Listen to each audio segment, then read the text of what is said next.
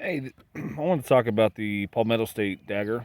I've had mine for a couple days, and instead of going out and shooting it and telling you how it shoots, I'm just going to go over some of the features and compare that to some of its competition. Um, Mine, obviously, I did some Cerakote to it. I put an Overwatch precision trigger in it, and I got some Trigicon HD sights on the back. The front, I just haven't found the front sight yet, but I'm sure it's around here somewhere. I'll get that put in as soon as I find it. Comes with a Magpul 15 round magazine.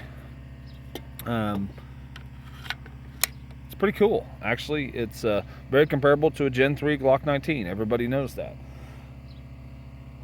That's not my only question or concern about it, though, is it being directly comparable to a Glock 19. I think it is a Glock 19 comparatively. It's potentially better than a Gen 3. And if you're a right-handed shooter, it's probably better than a Gen 4. My question is comparing it to the Glock 48. Now, this is my Glock 48. This is my EDC gun. And what I have for this Glock 48 is the Shield Arms 15 round magazines. Now, with the 15 round magazines for the Glock 48, it has the exact same ammo capacity as the Palmetto State Dagger or the Glock 19. And it's also considerably thinner. It may not come up that good on video, but although it has the same profile, the Glock 48 is significantly thinner, considerably easier to conceal. So I go back to, this was a brilliant idea, was a little bit too late though, and maybe should they, Palmetto State or other manufacturers, maybe focus more on this design with the larger ammo capacity. That's the only thing I can say about this pistol that I don't absolutely love. I got big hands, and the palm swell is excellent. This cutout here to do your magazine extractions, excellent. The undercut is excellent. I love that they use a roll pin back here to connect the frame to the trigger housing, because Glock used plastic ones. Here's one of my wife's guns. That's the plastic housing on a Glock 17, or the plastic pin on it rather. And this is significantly better quality. And I am just a fan of roll pins. I think they're strong. I think they last a long time. And if you have the right punches, you will be fine. You won't have to replace anything. And they'll serve the life of the pistol more often than not. Unless you have a Springfield XD or some of those oddball guns that we have had to replace over time. What I also like about this is the improvements of the frame versus the Glock competitors. I'll put this here because this is really the two. This would be more apples to apples in my opinion. The hump, they made it smaller. They actually put palm swells in the side, which is something Glock has never done. The stippling is absolutely fine. I don't get too crazy about stippling. But it feels good, even for a guy with gigantic hands like me. I have found a way to, I got some bird poop on the slide there.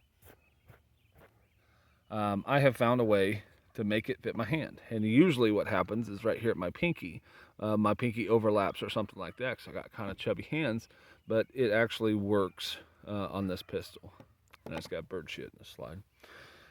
What I like about it as well, this is my Polymer 80 Glock 34. This is a serialized part. This is not one that was homemade. But I will say what I really like about these is how the trigger housing, the rails go on something that's like a sleeve that goes around it instead of something that's built into the frame like a traditional Glock. I actually like that better, especially for somebody who tears guns apart, Cerakotes them. A lot of times what I have to do is after I Cerakote the frames, I have to go back with a Dremel with a wire brush and kind of knock that off and clean that off of these that are built into the Glock pistol if this system doesn't want to slide, or the slide doesn't want to operate to its highest function. So that's something I actually really like. The undercut's good. I actually have no negatives to say about this pistol. I haven't shot it a ton. I shot it, made sure it shot correctly. I tore it apart and decided it was going to get a makeover. So tomorrow I'll come out and I'll shoot it. You know, with ammo prices, I'm gonna flex a little bit, and I'm probably gonna shoot 100 rounds, and I'm probably gonna shoot at a plywood target. So I guess I'm rich. So anyway, great job by Palmetto. Their stuff has gotten significantly better in the 4 years I've been doing this, and I think I have an ARV, I had an AKV, I have several AR at least parts and uppers from Palmetto State, and I think this was an absolute win. The price point is excellent for the price. You can't go wrong. I think it's better than a Gen 3 Glock 19, and you can get it for less money. And most of the parts are interchangeable. Like I said, this is a Generation 3 Overwatch Precision Glock trigger. I have a 3.5 pound Ghost disconnect in there to lighten up the trigger pull a little bit, make it a little bit smoother. I didn't particularly love the trigger that came with this, but there was nothing wrong with it. It was crisp. It was just kind of hard. It was a hard trigger pull. It wasn't the smoothest system, but it's for the price you're paying for this gun and knowing what's in the aftermarket world for it, don't bitch about the trigger. Go replace it with something else if you don't like it. I did, and I'm not going to complain about what was in there, because what was in there was certainly serviceable. So anyway, I think this was an absolute win. I'm going to go shoot it tomorrow. Hopefully I can find that Trijicon HD front sight post tonight. I will say, Palmetto State, when I buy their stuff, a lot of times the stuff that they install it very good and very tight. And the rear sight post that comes with it had a little set screw, and then there was some kind of material in there. I don't think it was Loctite. Maybe it was some anti-seize, but I couldn't get it out with my sight pusher tool.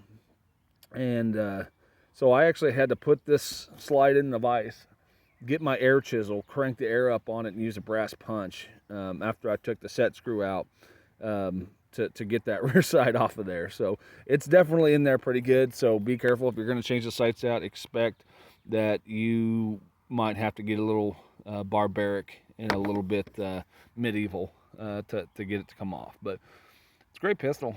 I'm a big fan of it. I was lucky enough to be one that got one, and I'm not going to be that asshole that throws this thing on Gunbroker right away to try to make a buck. I'm keeping it. It's part of my own particular system, and we'll go from there.